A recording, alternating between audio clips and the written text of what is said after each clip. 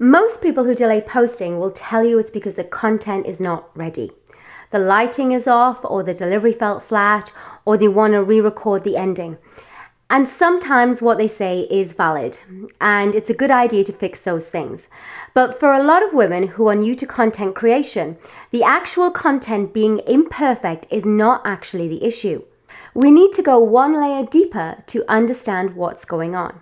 The problem is what they take one imperfect video to mean when they're just starting out. When you've been posting regularly for a year or two, a weak video is just a weak video. It is one of many.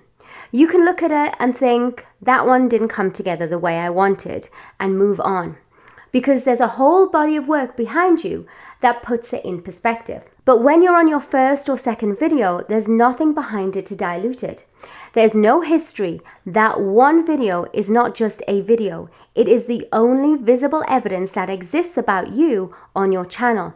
And that makes every imperfection feel so much more significant than it actually is. That's why polishing tends to go on so long.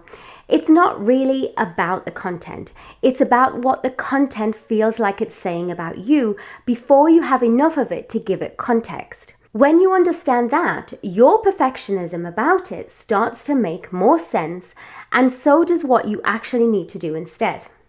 Hi, I'm Helen Innes, and I help women stop holding back and start speaking up.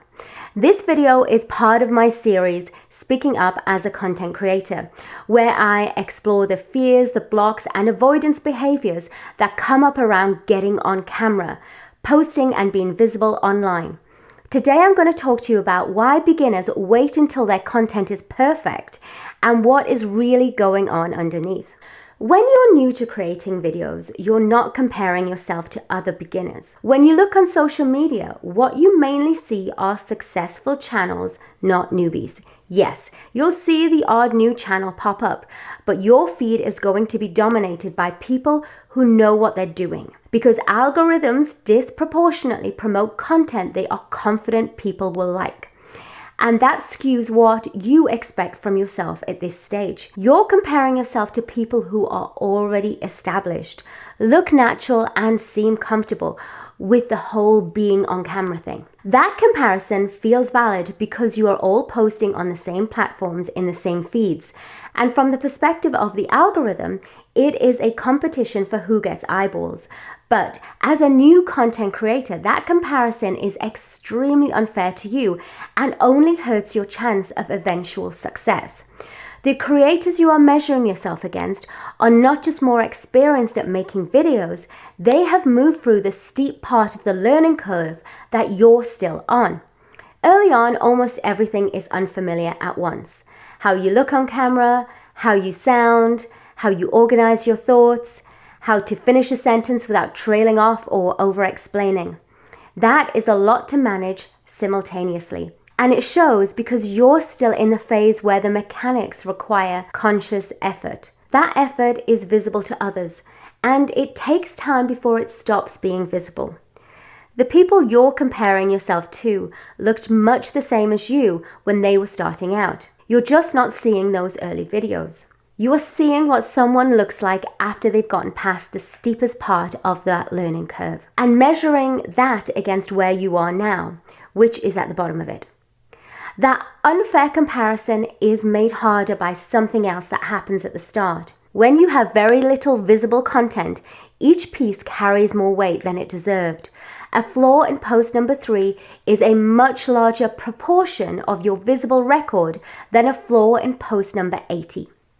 There is nothing else to provide contrast, nothing to show that you can do better than this, no earlier work to put that awkwardness into perspective. So the same awkwardness that an established creator would brush off gets interpreted differently when you're just starting out.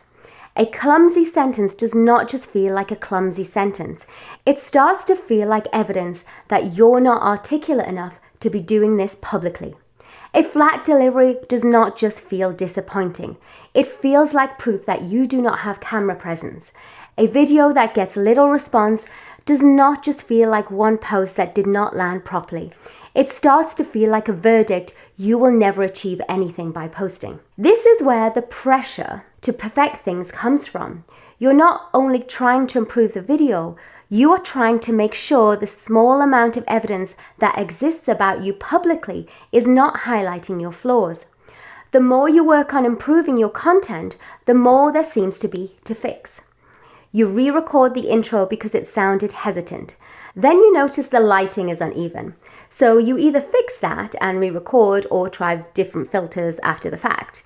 Then you decide your video needs B-roll to break up the talking head, which means going out and recording extra footage or comparing stock footage companies. Then the transitions between clips start to bother you. You move on to the thumbnail, which does not look professional enough, so that sets you off doing a bunch of research. The bar keeps moving because the underlying discomfort has not been resolved. Here is the difference between a genuine quality issue and perfectionism. A real problem is specific and solvable. You can fix it and move on. Perfectionism keeps recruiting new problems because it's not actually trying to improve the content. It is trying to delay the moment where you have to be seen while you're still learning and in the phase where the gap between what you can do and what you want to do is visible to other people. None of those extra tweaks are really about the content. They are about buying a little more time so you don't have to post. Perfectionism in early content creation is not really about quality.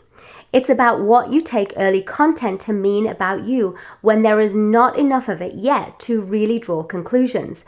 The way out is not to stop caring about quality. It is to stop asking early content to do an impossible job. One early video cannot fully represent you. It cannot prove your worth or protect you from misreading. It cannot give you the self-assurance that only comes from having a body of work. What is missing is practice and volume. And quality, for a beginner, follows from those. It can't come from polishing the video indefinitely. That is the shift that actually matters. Moving from asking whether this is perfect to asking whether it's good enough to become part of the body of work. That is a different standard.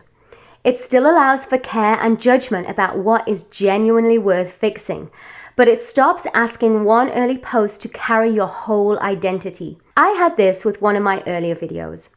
I only noticed it after publishing, when I put my earphones in to cut some shorts from it, that the audio was wrong. It sounded as though the sound was bouncing around the room instead of sitting properly. I'd used the wrong setting on the microphone. If I'd noticed it before publishing, I would have fixed it. But by the time I realized the moment had passed, hardly anyone had watched it anyway, so I left it up.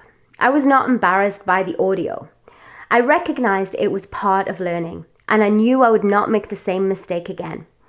A flaw doesn't always have to become a reason to hold everything back.